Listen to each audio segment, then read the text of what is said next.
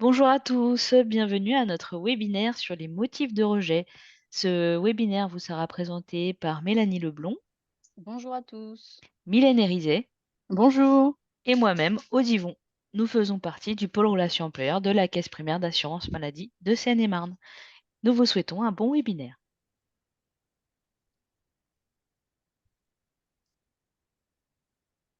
Pour débuter, nous allons parler de l'attestation de salaire en maladie pour un arrêt de travail de plus de 6 mois. Comme vous le savez, au-delà de 6 mois d'arrêt maladie, il y a une nouvelle étude des droits de l'assuré. Et pour prétendre à la continuité des indemnités journalières, il doit avoir été immatriculé à la sécurité sociale depuis 12 mois au moins avant la date d'interruption de travail, ou avoir travaillé ou cotisé suffisamment, au moins 600 heures de travail au cours des 12 mois, ou sur un salaire au moins égal à 2030 fois le montant du SMIC horaire au cours des 12 mois civils qui précèdent l'arrêt de travail. Pour étudier ces droits, l'assurance maladie attend de la part de l'employeur une nouvelle attestation de salaire pour un arrêt supérieur à 6 mois. Si elle n'est pas réceptionnée, l'indemnisation est suspendue. Si vous ne passez pas par la DSN, vous allez donc devoir établir cette attestation sur le portail de Net Entreprise, mais en DSN, il faut savoir que c'est automatique.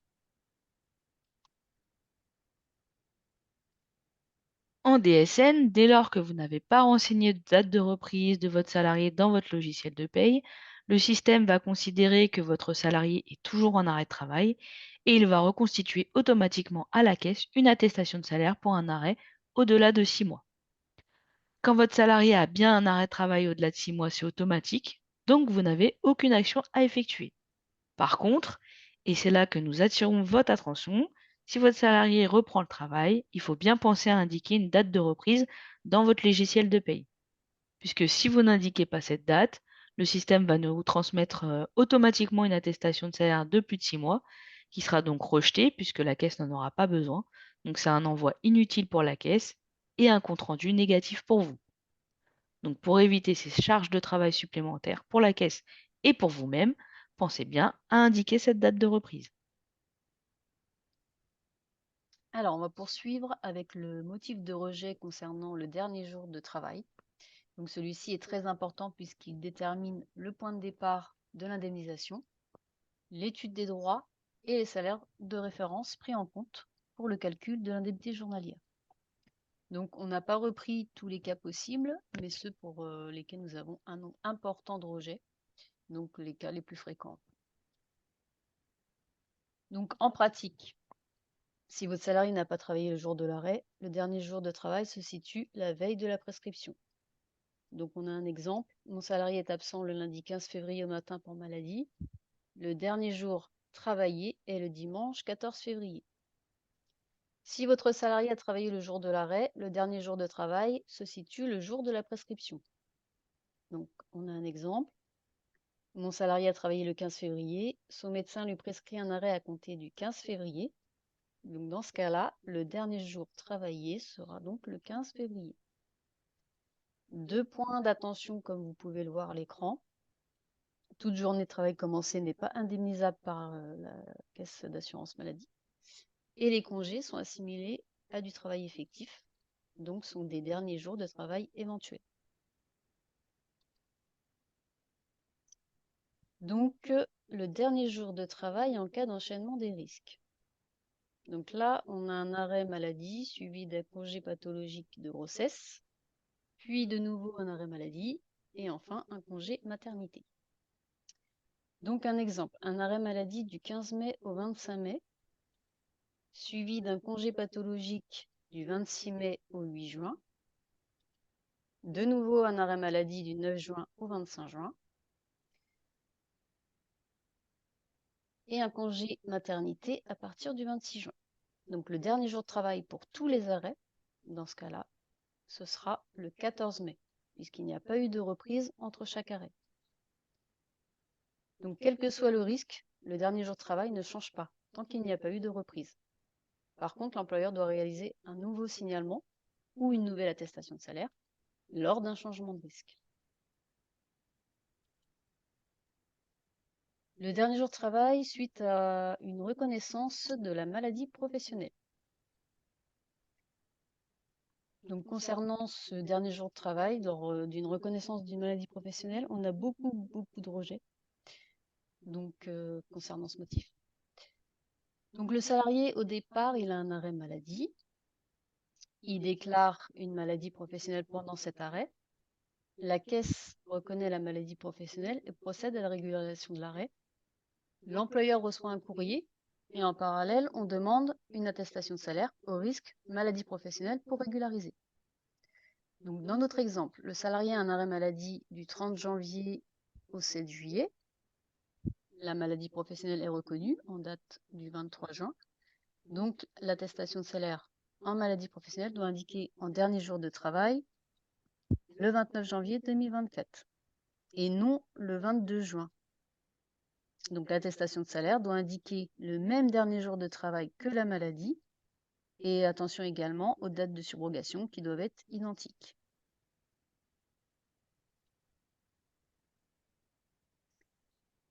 On va aborder maintenant plusieurs cas concernant les derniers jours de travail en rapport avec un temps partiel thérapeutique, car on a également un taux de rejet assez conséquent concernant ce motif et donc en lien avec les reprises à temps partiel thérapeutique.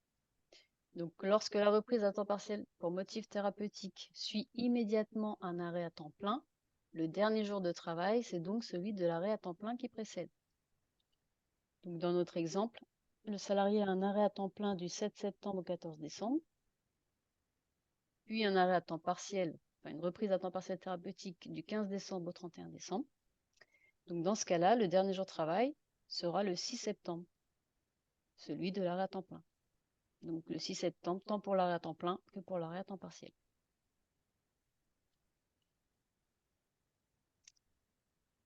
Si une reprise à temps partiel pour motif thérapeutique est interrompue par un arrêt à temps plein, on appliquera la règle générale, c'est-à-dire que le dernier jour de travail sera la veille de l'arrêt à temps plein.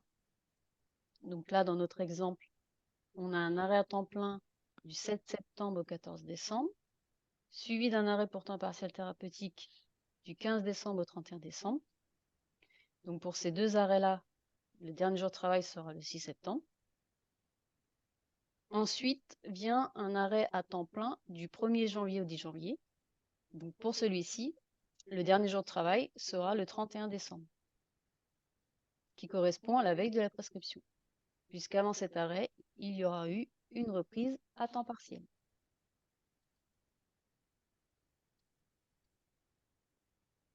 Ensuite, lorsque le temps partiel thérapeutique ne fait pas suite à un arrêt de travail à temps plein, donc la règle générale s'applique, c'est-à-dire que le dernier jour de travail est égal à la veille de la prescription. Donc, dans notre exemple, le salarié a travaillé, il se voit prescrire directement un arrêt pour temps partiel thérapeutique du 15 décembre au 31 décembre. Donc, le dernier jour de travail sera donc la veille de la prescription, soit le 14 décembre. Et c'est dans ce cas-là que vous saisirez sur Net Entreprise une attestation de salaire pour indemnisation du temps partiel pour motif thérapeutique sans arrêt initial. Donc soyez attentifs lorsque vous indiquez le dernier jour de travail, que ce soit en DSN ou sur Net Entreprise, car il est très important et cela implique des retards de paiement. Alors maintenant, voyons la paternité. Il faut savoir qu'on a énormément de rejets concernant le congé paternité, que ce soit pour les périodes non transmises ou non réceptionnées, ou bien pour le dernier jour de travail.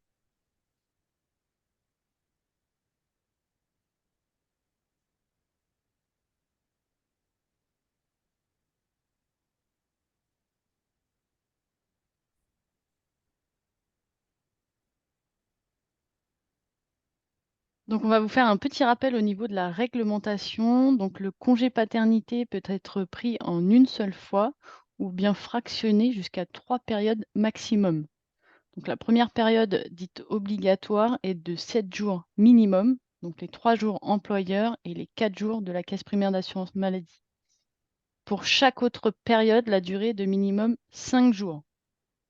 Et attention, il s'agit de jours calendaires, donc les périodes incluent les week-ends et les jours fériés. Concernant le dernier jour de travail en cas de congé paternité. Donc attention, pour la première période obligatoire, le dernier jour de travail est toujours le dernier jour du congé de naissance accordé par l'employeur. Donc, par exemple, le congé de naissance accordé par l'employeur va jusqu'au 17 mai, suivi de la première période obligatoire. Le dernier jour de travail sera donc le 17 mai. Ensuite, le dernier jour de travail pour les autres périodes sera toujours la veille de l'arrêt. Et il est très important de faire attention au dernier jour de travail en général, mais surtout en DSN, car sinon ça décale toutes les périodes. Alors, comment effectuer un signalement via la DSN? Donc, rien de plus simple, vous indiquez le type d'absence, donc paternité, la date de début et de fin de période prise à chaque fractionnement. Faites bien attention à la date de fin que vous indiquez, car le nombre de jours total ne doit pas excéder 25 ou 32 jours suivant le nombre d'enfants. Et la deuxième et troisième période, s'il y a, doit comporter minimum 5 jours. Alors, on va vous passer une petite vidéo pour vous expliquer comment transmettre les périodes hors DSN.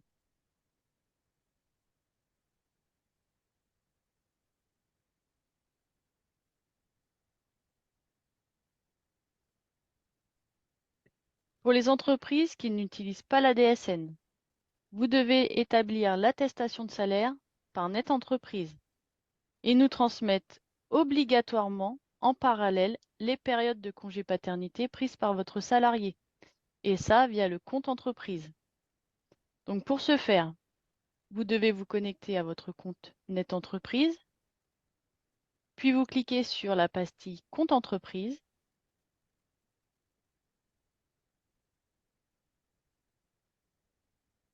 Vous cliquez ensuite sur Gérer un dossier d'indemnité journalière. Vous renseignez le numéro de sécurité sociale de votre salarié.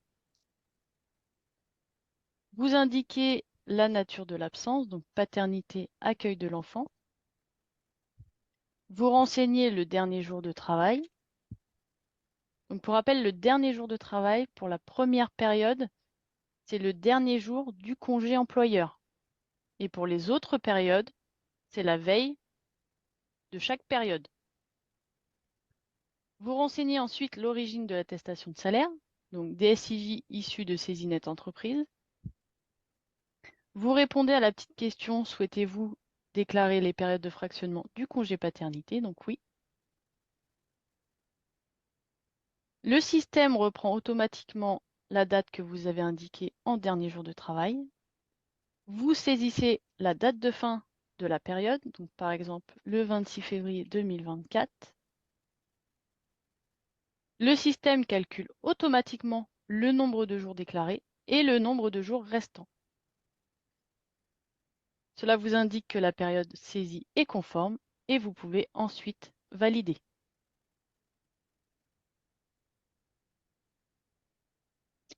Donc pour rappel, vous devez pour chaque période établir une attestation de salaire sur Net Entreprise et saisir la période dans le compte entreprise. Aucune indemnisation ne peut se faire sans les périodes.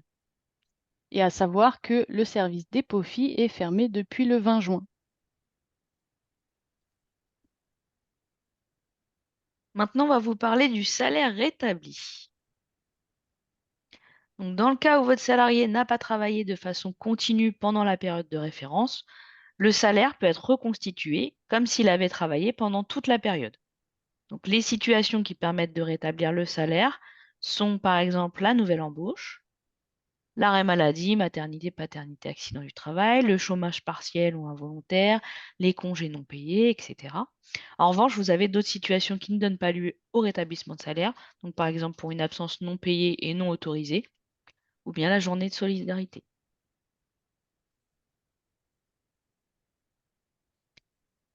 Le salaire établi en DSN. Donc, en DSN, pour le rétablissement du salaire, tout est automatique. Donc, il faut veiller au bon paramétrage du logiciel et à indiquer les bonnes informations, puisque le signalement d'événement va permettre la reconstitution d'une attestation de salaire à la caisse, et ces informations proviennent des DSN mensuels. Donc pour résumer, un logiciel bien paramétré, c'est un signalement bien reconstitué et donc moins d'erreurs dans les paiements, moins de rejet des attestations de salaire et un traitement du dossier plus rapide pour tous.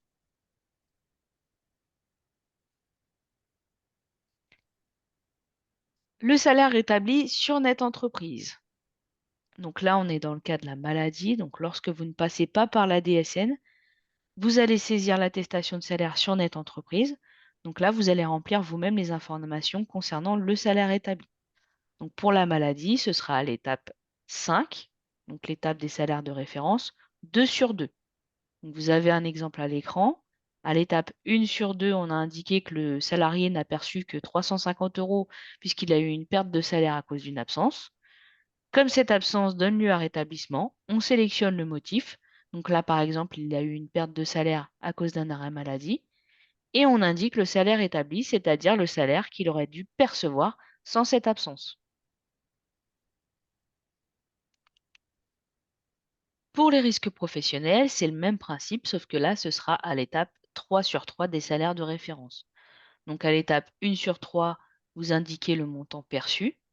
Et ensuite, à l'étape 3 sur 3, vous choisissez le motif de l'absence, vous indiquez la période, et cette fois-ci, vous allez indiquer simplement le salaire qu'il a perdu à cause de cette absence.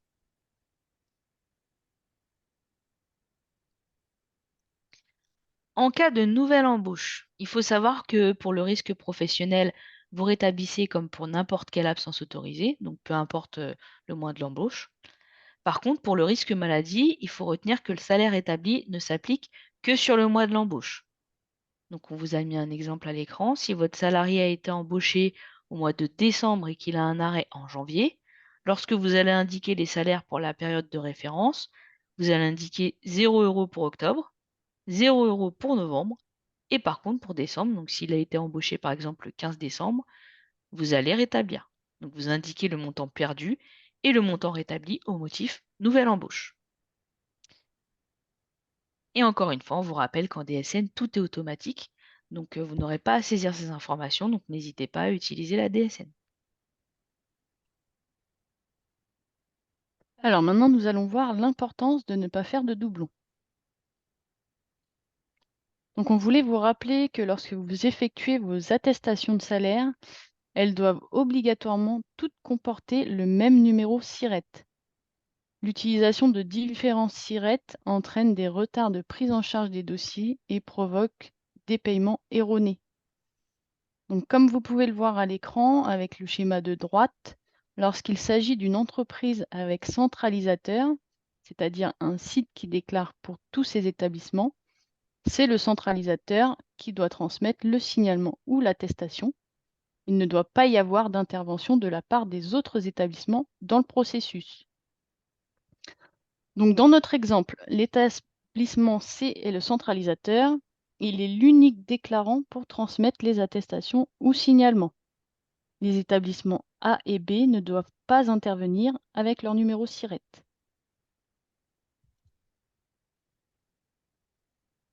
Alors, éviter les doublons. Donc, quand on parle de doublons, ça peut être plusieurs choses. Donc, l'envoi d'un signalement en DSN et en parallèle sur Net Entreprise, l'envoi de plusieurs attestations ou signalements identiques à des jours différents, etc. Donc, il y a plusieurs situations. Donc, ces situations engendrent des démarches inutiles puisque vous effectuez la même démarche plusieurs fois. Et cela provoque également des retards dans les délais de paiement puisqu'il peut y avoir une incompréhension de la part de la caisse qui va devoir de son côté effectuer les recherches pour comprendre pourquoi on réceptionne de nouveau la même demande. Donc en résumé, vous ne devez en aucun cas transmettre une attestation de salaire qui a déjà été transmise. Donc un arrêt est égal à un seul signalement ou une seule attestation de salaire. Si besoin, en cas de non-réception du paiement, vous avez la possibilité d'effectuer une réclamation à la caisse, donc soit en contactant le 3679 ou bien en remplissant une fiche réclamation employeur disponible sur amélie.fr pour la caisse primaire d'assurance maladie du 77. Et on vous rappelle aussi qu'avant d'effectuer toute réclamation, il est important de vérifier votre tableau de bord pour vous assurer de la bonne reconstitution du signalement en DSN et également vos comptes rendus afin de vérifier si la caisse a traité l'attestation ou bien si elle vous a demandé des pièces complémentaires.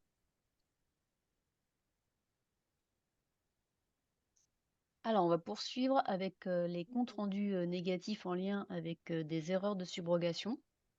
Donc, on va voir que c'est un élément important également, puisque cela concerne les paiements d'indemnités journalières et un mauvais destinataire peut amener à des problèmes financiers, que ce soit pour l'assuré autant que l'employeur. Donc, afin que la caisse sache à qui verser les indemnités journalières, il est impératif d'indiquer dans votre signalement si vous souhaitez mettre en place ou non la subrogation. Si vous choisissez de pratiquer la subrogation, les indemnités journalières vous seront versées. Donc attention à ne pas vous limiter aux dates indiquées sur l'arrêt de travail. Il faut indiquer les dates maximales prévues par votre convention collective ou en fonction des droits de votre salarié. En effet, si vous vous limitez à la date de fin de la prescription médicale, eh bien, en cas de prolongation, la caisse procédera au paiement en faveur du salarié et ne fera pas de régularisation puisque le paiement est conforme à l'attestation réceptionnée. Et s'il n'y a pas de prolongation, eh bien, il n'y aura pas de paiement, donc aucun risque à indiquer les périodes maximales. Pour conclure sur la subrogation, n'ayez pas peur d'indiquer les dates maximales en fonction des droits du salarié. Ensuite, parlons des primes. Donc, on ne va pas s'étendre sur le risque maladie, puisqu'en maladie, vous indiquez le brut soumis à cotisation, donc incluant des primes, ou pas. Mais au risque professionnel, il faut différencier le salaire brut avec certaines primes, et c'est sur ce point-là que nous avons beaucoup de rejets d'attestation de salaire. On va tout d'abord parler des primes en général. Donc les primes à intégrer au salaire de référence, les primes versées au titre de la période de référence et avec la paye de référence, les primes exceptionnelles, sans périodicité et versées avec la paye de référence, les primes exceptionnelles sans périodicité et versées hors paye, les primes à ne pas intégrer au salaire de référence, les primes versées à la fin ou au cours de la période à laquelle elles se rapportent, qu'elles soient versées avec ou en dehors de la paye, par exemple la prime de 13e mois. Les primes versées en dehors de la période à laquelle elles se rapportent, qu'elles soient versées avec ou en dehors de la paye.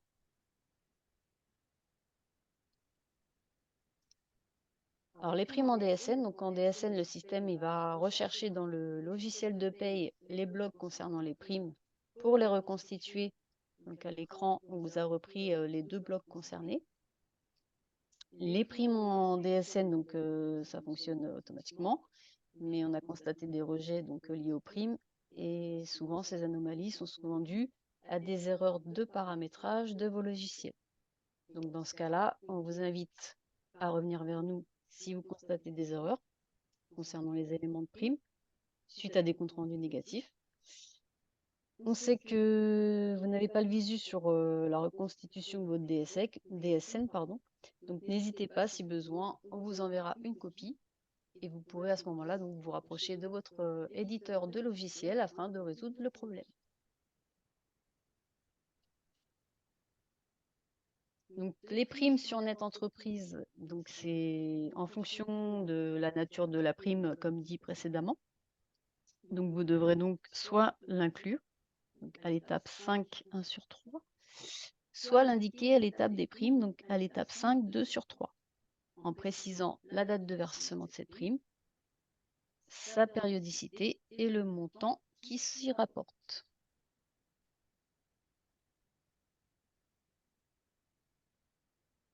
Alors, le temps partiel pour motif thérapeutique. Pour nous faire parvenir des éléments de salaire pour le paiement des indemnités journalières à la suite d'une reprise à temps partiel pour motif thérapeutique, vous allez devoir effectuer une attestation de salaire sur Net Entreprise. Donc la saisie via la DSN elle sera impossible pour toute l'année 2024, donc vous devrez continuer à remplir l'attestation de salaire sur Net Entreprise.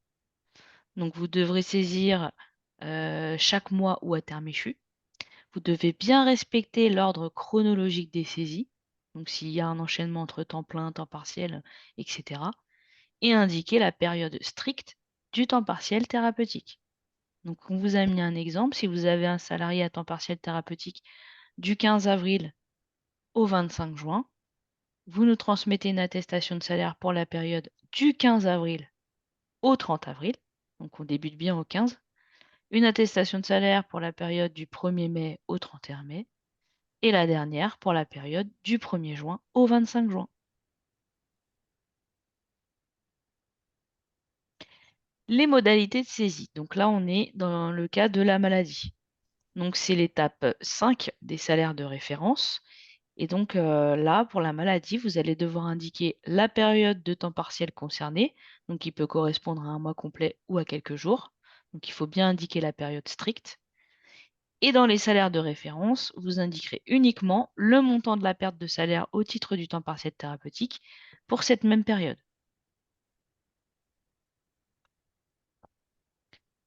Au risque professionnel, ça se passe en 2 étapes pour les salaires de référence. Lors de la première étape, vous indiquez la période concernée, donc toujours le mois complet ou quelques jours, le montant du salaire réellement perçu pendant cette période et le montant de la cotisation forfaitaire, 21%. Et à la seconde étape, vous allez indiquer cette fois-ci le montant de la perte de salaire pour la même période et toujours le montant de la cotisation forfaitaire. Alors maintenant, nous allons voir les rejets divers. Donc, concernant les attestations rectificatives, donc quand les faire, donc lorsque vous avez transmis des éléments erronés, et il est important de ne pas faire plusieurs attestations, car on ne saura pas laquelle doit être prise en compte. Alors, pourquoi les faire? Donc, ça peut être pour la date du dernier jour de travail, un salaire erroné, une absence de salaire rétablie, les dates de subrogation, etc. Comment les faire? Eh bien, vous pouvez faire une déclaration annulaire en place via la DSN ou bien établir une attestation de salaire rectificative via Net Entreprise. Donc, toute modification apportée sur une attestation de salaire non rectificative ou signalement non généré en annulaire en place ne sera pas pris en compte par l'assurance maladie. Concernant les maladies professionnelles ou accidents de travail, donc il faut savoir que lorsque vous passez par la DSN, un seul signalement suffit et nous transmet automatiquement une attestation en accident de travail et une attestation en maladie. Ce qui nous permet de régler donc les dossiers provisoirement en maladie dans un premier temps et de régulariser automatiquement les dossiers une fois l'instruction terminée. Donc un bon paramétrage est égal pas de carnage. Alors c'est peut-être un petit peu exagéré comme terme, mais c'est malheureusement la réalité, car lorsque vos logiciels sont mal paramétrés et que vous nous transmettez des signalements au risque professionnel, on rencontre énormément de différences de salaire entre les salaires en maladie et au risque professionnel. Donc, ce qui entraîne des comptes rendus négatifs et donc une perte de temps pour vous, car il nous faudra ensuite des attestations rectificatives pour nous confirmer les salaires à prendre en compte. Alors, on va poursuivre avec le suivi de vos envois, que ce soit en DSN ou sur Net Entreprise. Et cela passe par une consultation attentive et régulière de vos tableaux de bord. Donc, le fait de vous y rendre régulièrement permet de rebondir sur des paiements non effectués et de pouvoir corriger l'erreur rapidement. Lors de l'envoi de l'attestation de salaire sur le site de Net Entreprise, l'accusé de dépôt s'affiche en fin de saisie et ensuite vous bénéficiez d'un suivi formalisé par la réception d'accusés de réception et de compte rendu sur votre adresse mail enregistrée sur le site Net Entreprise. Donc assurez-vous de la validité des habilitations et de vos adresses mail. Et n'oubliez pas de les mettre à jour en fonction des mouvements du personnel, c'est très important. En DSN, il est important de consulter systématiquement le bilan de traitement pour vous assurer de la reconstitution de l'attestation de salaire. Donc le tableau de bord en DSN, il vous permet de consulter les infos liées au déclarant, de déposer votre DSN mensuel ou signalement d'événement, de vérifier le statut d'avancement de vos dépôts, de consulter les retours d'information, donc certificat de conformité, bilan d'anomalie et les comptes rendus métiers. Donc vous devez, après chaque DSN mensuel ou signalement d'arrêt, vous rendre sur votre tableau de bord afin de vérifier que cela a été accepté par l'assurance maladie. C'est vraiment indispensable. Donc on a terminé avec les motifs de rejet. On vous a condensé les rejets d'attestation de salaire les plus fréquents que l'on rencontre et qui peuvent vous mettre dans une situation délicate. Donc n'hésitez pas à nous contacter dès que vous avez un doute. Alors, concernant nos contacts, donc vous avez tout d'abord le site amélie.fr à la rubrique entreprise, où vous allez pouvoir retrouver toute notre actualité et des informations sur la réglementation. Donc n'hésitez pas à vous y rendre, il est mis à jour très régulièrement. Vous avez aussi un service en ligne à votre disposition qui s'appelle la fiche réclamation employeur, disponible aussi sur amélie.fr. Donc cette fiche va vous permettre de nous transmettre toutes vos réclamations directement en ligne ou de demander une assistance pour un téléservice. Vous pouvez nous joindre par ce biais à la rubrique téléservice, aide au remplissage, réglementation. Vous avez l'assistance Net Entreprise au 0806 800 700. Ça comprend aussi l'assistance DSN Passereau, c'est un numéro unique maintenant. Vous avez aussi la plateforme téléphonique qui est à votre disposition au 36 79. Donc on vous a mis un lien vers le tableau d'affluence qui vous permettra de choisir le meilleur créneau horaire. Et enfin, nous vous invitons à vous abonner à notre page CPAM de Seine-et-Marne sur LinkedIn où vous trouverez toute l'actualité de la caisse et nos animations à venir. Et vous pouvez également vous abonner à notre chaîne YouTube afin de revoir nos webinaires en replay. Merci. Merci à tous et bonne journée. Au revoir. Bonne journée, au revoir. Merci à tous, au revoir.